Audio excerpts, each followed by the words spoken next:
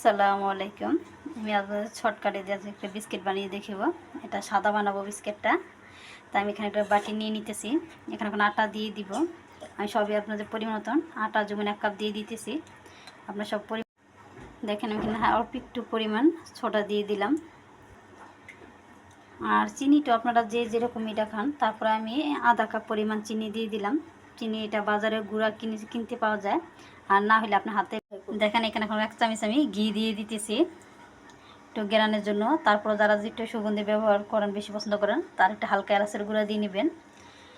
আর আমি এখন এটার পরিমাণ রুট বানাতে একটা গোলা বানাতে যতটুকু পরিমাণ আটাটা বানাইতে যতটুকু পরিমাণ লাগবে তেল সম্পূর্ণ এটা মানে তেলের উপরে আপনার গোলাই নিতে হবে। আমি সেই জন্য আস্তে আস্তে একটু একটু করে তেল দিয়ে দেখব, যা লাগবো সেভাবে আপনি গোলাই নেবেন।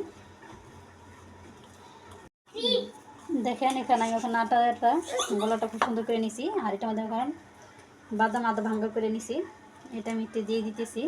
এটার সাথে এটা বাদামটা মিক্সার করে দিতেছি। দেখেন আমার ডোটা এখন হয়ে গেছে। আর এটাকে এখন আমি একটু রেখে দিতেছি, এটা পুরোটা অ্যাডজাস্ট হওয়ার জন্য। এখানে এখন আমি ঢাকনা ব্যবহার করে রেখে দিতেছি, কিছু সময়ের জন্য রেখে দিতেছি। দেখেন আমার ডোটা এখন হয়ে গেছে। এখন এটা আমি হাতে বানিয়ে নিতেছি, হাতের দ্বারা।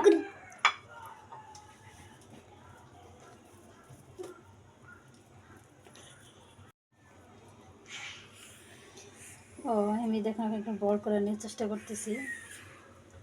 সুন্দর করে এটা করে নেবেন। এভাবে শেপ দিয়ে নিতেছি। দেখেন আমার শেপ দেওয়া হয়ে গেছে বিস্কুটগুলায়। এখন আমি এখানে একটা করে কিশমিশ বসিয়ে দিতেছি।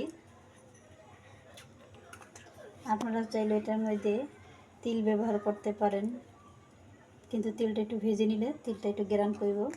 এটা আমি চুলে হাঁড়ি বসিয়ে দিছি। এখন এটার মধ্যে একটু তেল দিয়ে আমি মশলা দিতেছি 4-5 সুন্দর করে, যেহেতু এটার মধ্যে বিস্কুটগুলো দিব এই জন্য হসতেছি। আমার তেলের শেপটা দেওয়া শেষ, সম্পূর্ণ দেওয়া হয়ে গেছে। এখন চুলে আমি ঢাকনা দিয়ে দিতেছি। এখন এটা আমি ভালো তাপমাত্রায় দিয়ে করব, পরে চুলাটা লো করে দিব। দেখেন আমি এখন সরাটা দাম করে দিতেছি। আমার বিস্কুটগুলো হয়ে গেছে। আমি এখন এগুলোকে নামিয়ে নিব।